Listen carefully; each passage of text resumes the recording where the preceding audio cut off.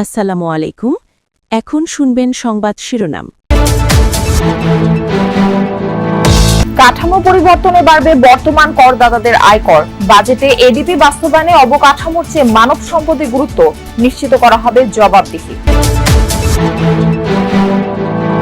সীমান্তে বিজিবির কঠোর অবস্থানে কমেছে বিএসএফ এর পুশিং চেষ্টা। অন্তর্বর্তী সরকারের সময়ের সম্পর্ক থেকে বেরিয়ে আসতে চায় দুদেশ, মন্তব্য তথ্য উপদেষ্টার।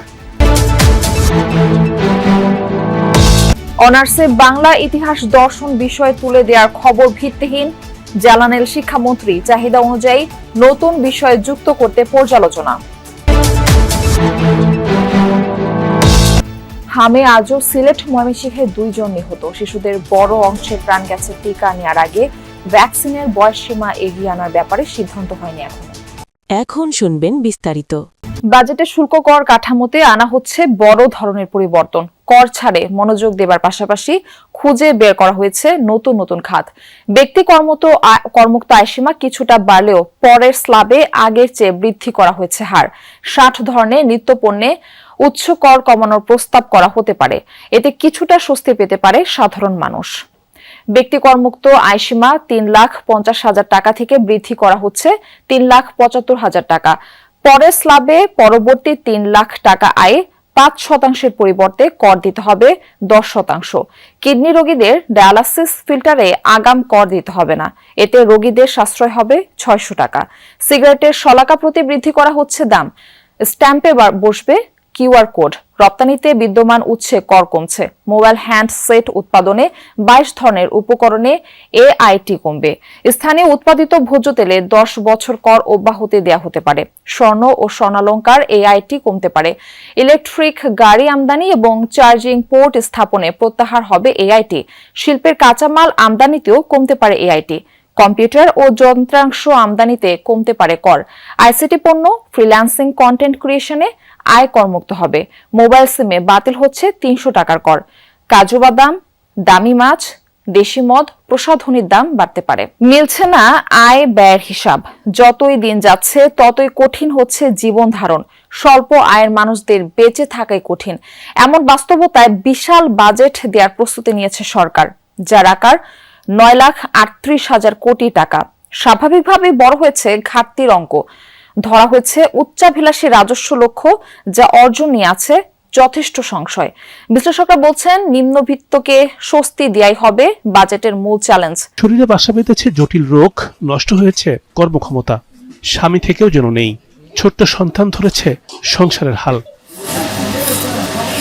ব্যয় বাড়লেও সীমিত হয়েছে আয়ের সুযোগ, জন্ম থেকে বস্তিতে বসবাস। কিন্তু এমন দুর্দশা আর দেখেনি এই নারী। জানালেন বাজেটে কি। দেশের বিভিন্ন সীমান্তে অনুপ্রবেশ ঠেকাতে কঠোর অবস্থানে রয়েছে বর্ডার গার্ড বাংলাদেশ বিজিবি। তবে গত 24 ঘন্টায় সীমান্তগুলোতে নতুন করে আর কোনো পুশিং চেষ্টার খবর পাওয়া যায়নি।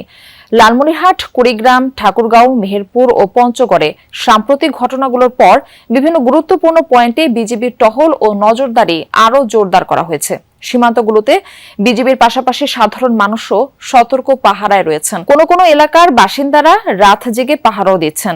একই সঙ্গে গোয়েন্দা তৎপরতাও বাড়ানো হয়েছে। সীমান্তে যে পুশিং হচ্ছে সেটা ইচ্ছাকৃত নয় বলেই বিশ্বাস করে বাংলাদেশ, এমনটাই মন্তব্য করেছেন প্রধানমন্ত্রীর তথ্য উপদেষ্টা ডাক্তার জাহিদুর রহমান। দুপুরে সরকারের বিভিন্ন কার্যক্রম নিয়ে সচিবালয়ে এক ব্রিফিংয়ে উপদেষ্টা বলেন, 5 আগস্টের পর অন্তর্বর্তী সরকারের সাথে ভারতের যে সম্পর্ক হয়েছিল সেখান থেকে বেরিয়ে আসতে চায় দুদেশ। আরো বলেন, ভারত সরকার বাংলাদেশকে চাপে ফেলতে পুশিং করছে না, এটা তাদের অভ্যন্তরীণ রাজনীতির একটা প্রভাব। পশ্চিমবঙ্গের নতুন সরকারের নির্বাচনী ম্যানিফেস্টোতে এই ধরনের বিষয় ছিল। তবে এই সমস্যার সমাধান হয়ে যাবে বলে আশা প্রকাশ করেছেন ডাক্তার জাহিদুর রহমান। এ সময় স্থানীয় সরকার নির্বাচন নিয়ে তিনি বলেন, স্থানীয় সরকার নির্বাচন নির্দলীয় হবে, তাই যে কারো নির্বাচন করার সুযোগ থাকবে। জানান, কারো বিরুদ্ধে মামলা থাকলেও নির্বাচন করতে পারবে। দিল্লি বৈঠকের প্রভাবের কারণেই সীমান্তে উত্তেজনাটা আজকে নেই, গতকালকেও যতটা ছিল। তবে একটু চাপা উত্তেজনা তো আছেই, থমথমে অবস্থা। সব দিকে কখন কি হয় কেউ কাউকে বিশ্বাস করতে পারছে না, এমন একটি অবস্থায় দুই পক্ষই খুব সতর্কভাবে এই অঞ্চলে টহল দিচ্ছে। আপনারা জানেন যে এই চাঁপাইনবাবগঞ্জের আশপাশের এলাকা প্রায় 74 বর্গ কিলোমিটার এলাকা, 274 কিলোমিটার সীমান্ত এলাকা আছে। সেই সীমান্ত এলাকায় 3টি ব্যাটালিয়ন তারা তাদের মতো করে পরিকল্পনা সাজিয়ে নজরদারি করছেন এবং এই এলাকাটি একটু বেশি গুরুত্ব দেওয়া হচ্ছে। যদিও এখনো পর্যন্ত এই এলাকায় বড় ধরনের কোনো ঘটনা ঘটেনি, তবে এই এলাকার ভৌগোলিক অবস্থানের কারণে যে ঘন চা বাগান, ঘন জঙ্গল, নদী, খাল ইত্যাদি তো আছেই। তাছাড়াও বেশ কিছু এলাকা আছে যেখানে কাঁটাতারের বেড়া নেই ভারতীয় অংশে, সেই অংশগুলো থেকে অনার্স কোর্সে বাংলা, ইতিহাস ও দর্শন সহ কোনো বিষয় বাতিল হচ্ছে না। এ বিষয়ে সামাজিক মাধ্যমে ছড়িয়ে পড়া খবর ভিত্তিহীন বলে মন্তব্য করেছেন শিক্ষামন্ত্রী আ.ন.ম এহসানুল হক মিলন।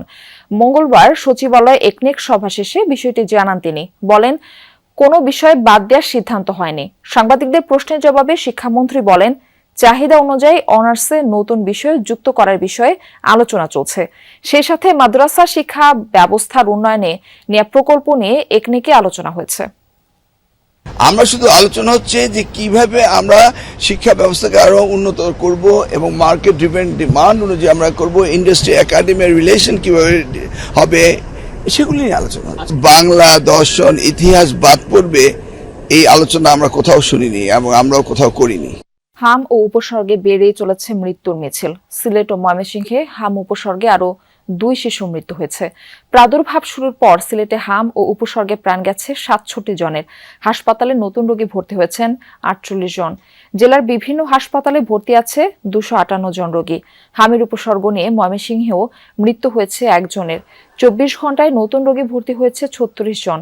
হাম আক্রান্ত রোগীদের ভিড় রয়েছে বরিশাল, চট্টগ্রাম, রংপুর ও খুলনার বিভিন্ন হাসপাতালেও। কোথাও কোথাও আইসোলেশন ওয়ার্ডের শয্যা সংকটে ভোগান্তি পোহাতে হচ্ছে রোগী ও স্বজনদের। হামের উপসর্গ দেখা দিলে আতঙ্কিত না হয়ে রোগীকে হাসপাতালে নিয়ে যাওয়ার পরামর্শ চিকিৎসকদের। টিকা না পাওয়া শিশুদের প্রাণ কেড়ে নিচ্ছে হাম। রাজধানীর সংক্রামক ব্যাধি হাসপাতালের 47টি মৃত্যু তথ্য বিশ্লেষণ করে এই চিত্র পাওয়া গেছে। দেখা গেছে হামে মারা যাওয়া 61% শিশুর মৃত্যু হয়েছে টিকা নেয়ার বয়স হওয়ার আগে, আর যাদের বয়স হয়েছে তারাও নানা কারণে টিকা পায়নি। তবে বিশ্ব স্বাস্থ্য সংস্থার তথ্য মতে হামে মৃত্যুর 51 ভাগ 9 মাস বয়সের আগেই, আর 44 ভাগের মৃত্যু হয়েছে 9 মাস থেকে 4 বছরের মধ্যে। মারা যাওয়া অনেকেই অপুষ্টির শিকার এবং আগে থেকেই অন্য রোগে আক্রান্ত ছিল। 2 ডোজ টিকা পাওয়া কোনো শিশুর হামে মারা যাওয়ার তথ্য পাওয়া যায়নি। মায়ের আন্ডার নিউট্রিশন, বাচ্চার আন্ডার নিউট্রিশন, বাচ্চার ব্রেস্টফিডিং এর অভাব, এই সবগুলো মিলিয়ে কিন্তু আসলে একটা বাচ্চার ইমিউনিটি গ্রো করে। তো আমাদের এই যে ছমাসের আগেই যে প্রোটেকশনটা আমরা গ্যারান্টেড ধরে নিচ্ছি, এটা তো গ্যারান্টেড না। এটা তো নির্ভর করছে সে ব্রেস্ট ফিডিং পাচ্ছে কিনা এবং সেই ব্রেস্ট ফিডিংয়ে যথেষ্ট নিউট্রিশন রয়েছে কিনা। তো এই জন্য আন্ডার এইজ চিলড্রেন আক্রান্ত হওয়াতে অবাক হওয়ার কিছু নেই। দেশে হামের টিকা দেয়া হয় 9 ও 15 মাস বয়সে। টিকা দেয়ার বয়স এগিয়ে আনা হবে কিনা এ বিষয়ে এখনো কোনো সিদ্ধান্ত নেয়নি সরকার। ব্যক্তিগত সহকারীরা গণতন্ত্রের প্রতীক, সংসদকে শ্রেষ্ঠ হিসেবে গড়ে তোলার গুরু দায়িত্ব তাদের উপর, এমন মন্তব্য করেছেন জাতীয় সংসদের চিফ হুইপ নুরুল ইসলাম মনি।